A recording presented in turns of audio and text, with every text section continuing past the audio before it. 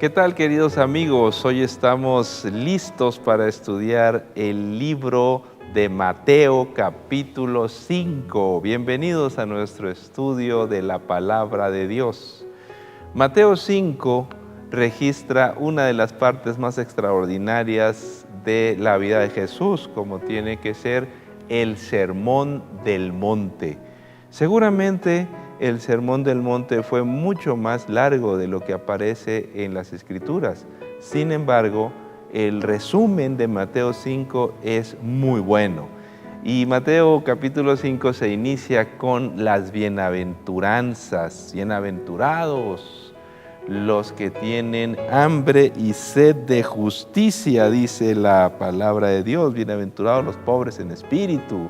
Y aquellas frases que hemos visto más de una vez. Pero en realidad esta parte de las bienaventuranzas describe el proceso de conversión de un hijo de Dios.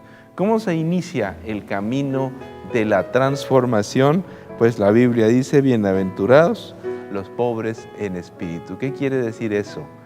Los que tienen necesidad de Dios. Bienaventurados, felices, aquellos que buscan la palabra de Dios. Una persona que no tiene necesidad de Dios nunca lo va a buscar. Y después de eso siguen los procesos como bienaventurados los que lloran. Ahí no quiere decir que uno se ponga a llorar por cualquier trivialidad. Se refiere al arrepentimiento. Bienaventurados aquellos que después de buscar a Dios se encuentran con su palabra, se encuentran con su verdadera condición y entonces viene el llanto del arrepentimiento. Y luego dice la palabra de Dios que bienaventurados son los humildes y los que tienen hambre y sed de justicia. Todos esos rasgos son el resultado de la transformación del poder del Espíritu Santo en la vida, la humildad. ¿Y qué produce además el Señor en la vida espiritual? Pues que uno tenga hambre y sed de justicia, que reconozca su verdadera condición y que desee ser igual al buen Jesús. Pero eso no se produce sino hasta que uno ha entrado en un proceso de relación con Dios. Y sigue diciendo, bienaventurados los compasivos. Eso conlleva el hecho de hacerle bien a los demás. Aquellos que son compasivos tampoco buscan la guerra, buscan la paz. Bienaventurados los de limpio corazón. Y sigue la transformación en la vida, en la conciencia de los hijos de Dios, los pacificadores, los que procuran la paz. Todos estos factores, insisto, son rasgos que el Señor produce en el corazón y al final termina con una declaración muy interesante, bienaventurados aquellos que son perseguidos. Todos los creyentes que siguen a Jesús, dice la palabra de Dios, en algún momento padecerán persecución. Es decir, algún tipo de oposición que va a poner a prueba su fe y sus creencias. Pero no hemos de temer, porque el Señor no nos dejará solos. Y luego viene una declaración bien interesante sobre lo que marca la diferencia en un creyente. Y el Señor lo compara con la sal de la tierra y la luz del mundo. Vosotros sois la sal de la tierra. Un alimento sin sal pues sabe diferente, ¿no? ¿Qué marca la diferencia en el alimento? La sal. Es decir, nosotros hemos de ser aquello que marca la diferencia en una sociedad y que tiene que ser diferente, hermanos. No podemos amoldarnos a toda la sociedad. Nosotros marcamos diferencia. Y luego dice la palabra de Dios, vosotros sois la luz del mundo. Estamos para brillar, estamos para alumbrar, estamos para conducir a los demás a Jesucristo, no para ocultar aquella luz extraordinaria que tenemos, que no es otra cosa que el Evangelio. El Sermón del Monte sigue avanzando con una de las declaraciones más extraordinarias sobre la ley de Dios. No penséis que he venido a abrogar la ley o los profetas, no he venido a abrogar, he venido a cumplir.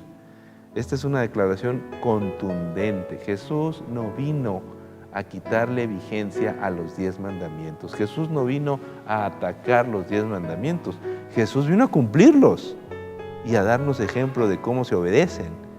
Por eso es muy importante recordar estas palabras.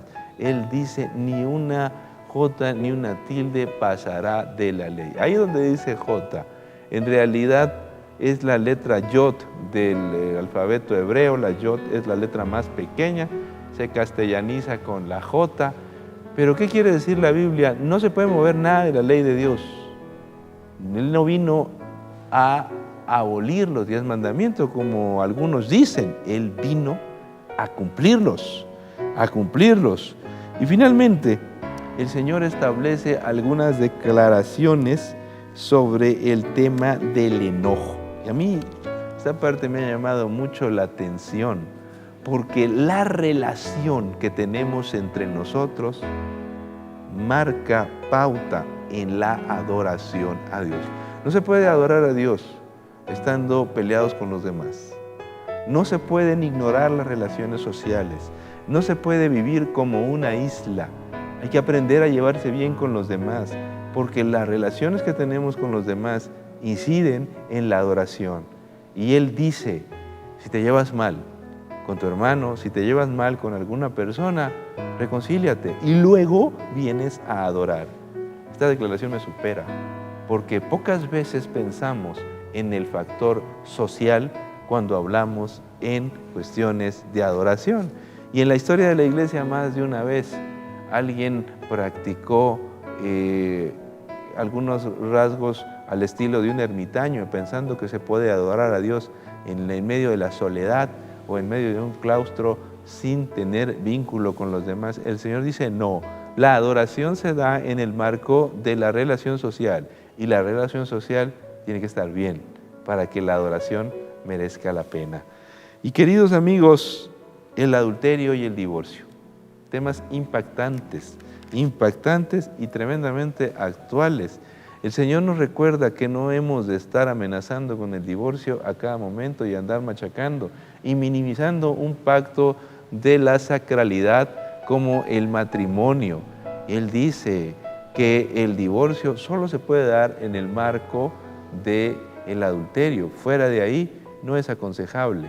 Incluso en el mismo marco del adulterio siempre hay una palabra extraordinaria que puede salvar cualquier hogar, y esa palabra se llama perdón. Y finalmente, hermanos, el Señor nos recuerda el amor hacia los enemigos. Impresionante declaración. Amar a los enemigos. Parece increíble, parece impensable el hecho de amar a los enemigos, pero es una realidad. ¿Por qué es importante amar a los enemigos? Para no desarrollar el rencor y el espíritu de venganza. Una de las situaciones más extraordinarias, recomendaciones que nos da Jesús es: no desarrolles el rencor. Quizás la gente no va a cambiar, pero es mejor que en el corazón no haya odios ni rencores para nosotros. Que Dios les bendiga en esta mañana y que hagamos del Sermón del Monte parte de nuestras vidas.